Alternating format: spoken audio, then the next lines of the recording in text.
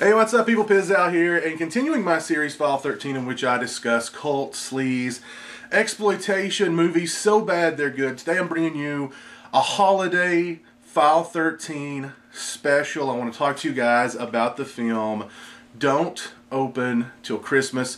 It's a movie that I'd intended to review during my holiday horror series, holiday-themed horror reviews from last Christmas.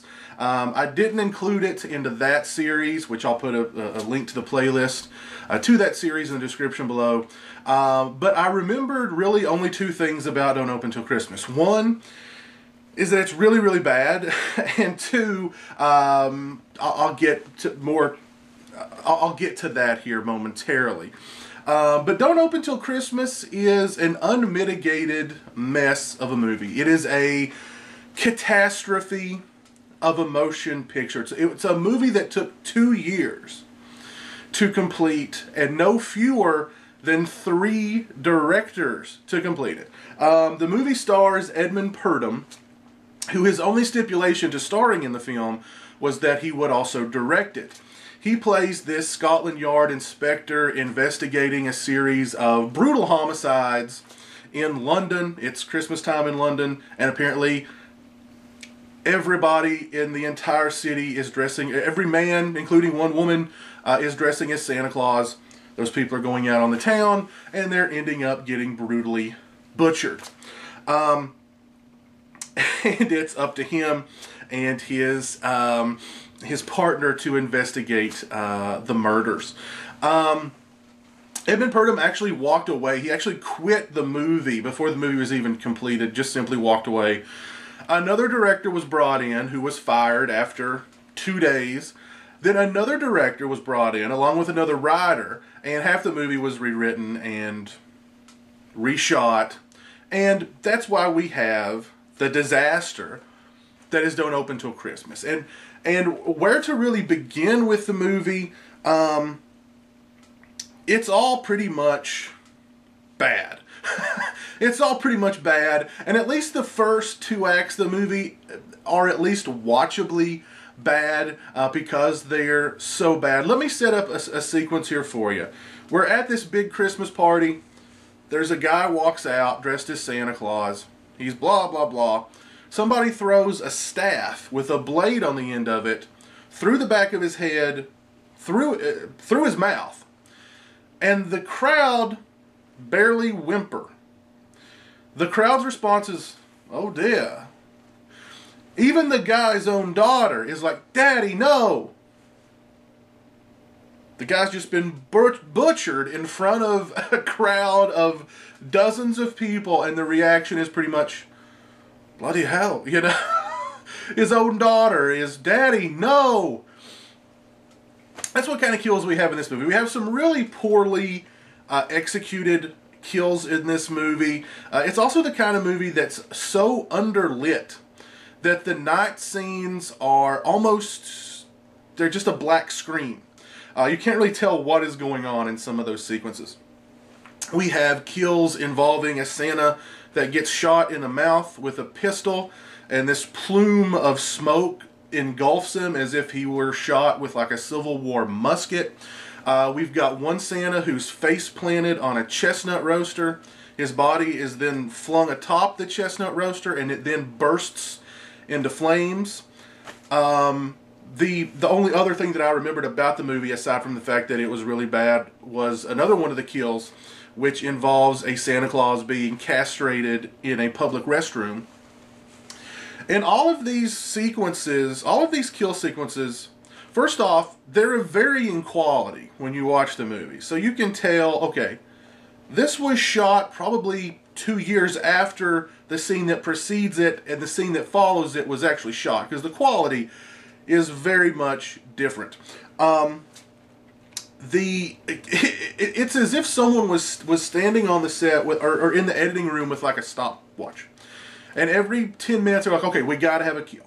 Doesn't matter what scene led up to it. Doesn't matter what scene preceded it. We just got to have a kill. Let's just throw in this random, out of nowhere, you know, probably not even a 5-minute long kill sequence that's underlit, poorly shot.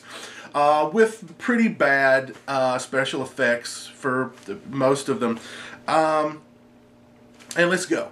The movie kind of ends that way too. It's as if they were like in the editing room and like, have we got 90 minutes yet? Okay, well, we're done here. We're done here. The movie just kind of ends. There's no resolution to the story. It's a murder mystery, slasher movie. Does the killer hate Santa Claus? There's some sort of psychosexual stuff thrown in there too.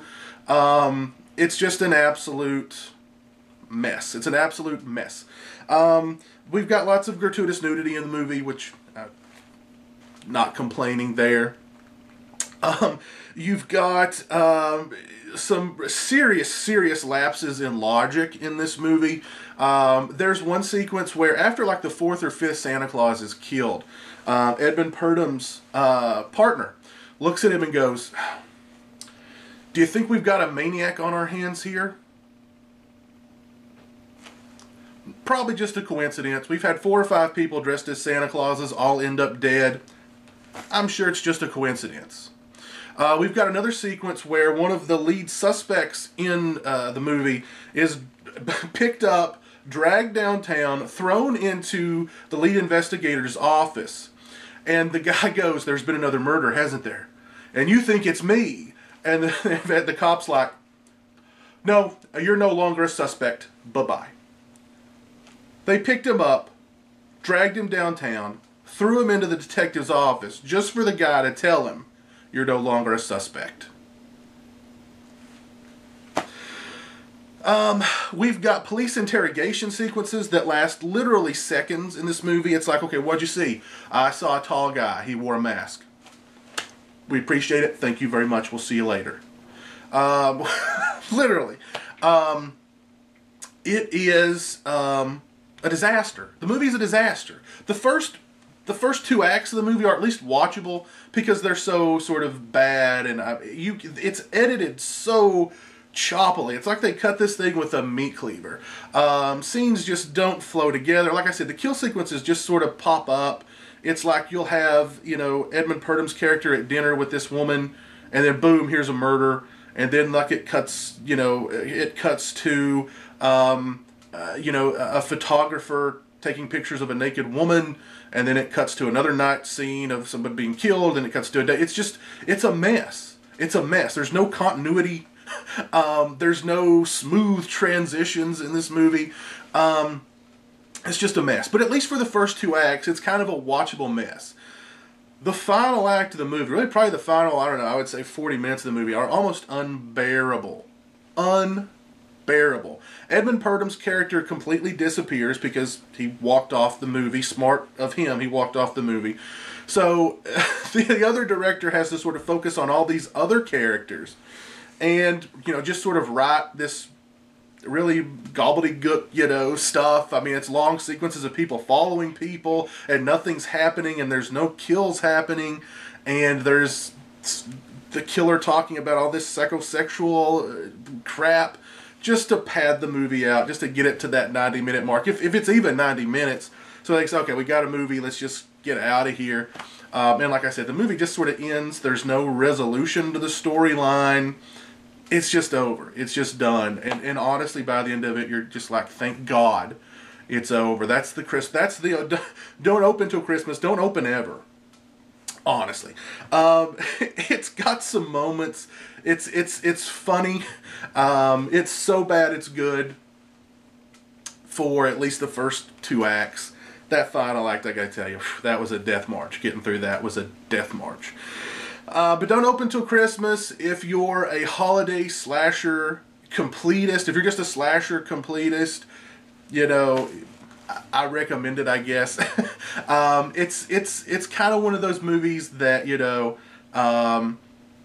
sort of just want to... It's a train wreck. It's watching a train wreck. It's driving by an accident on the highway, and you've got to slow down and watch it and just look over, and go as slow as possible. That's kind of what this movie is. It's a cinematic train wreck. It's a cinematic just auto accident on the highway that you have to slow down to watch, to take a look at.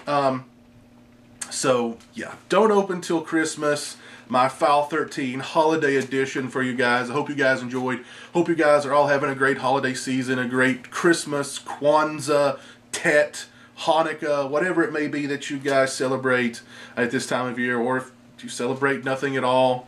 Have a great one, and I'll see you guys soon. Merry Christmas.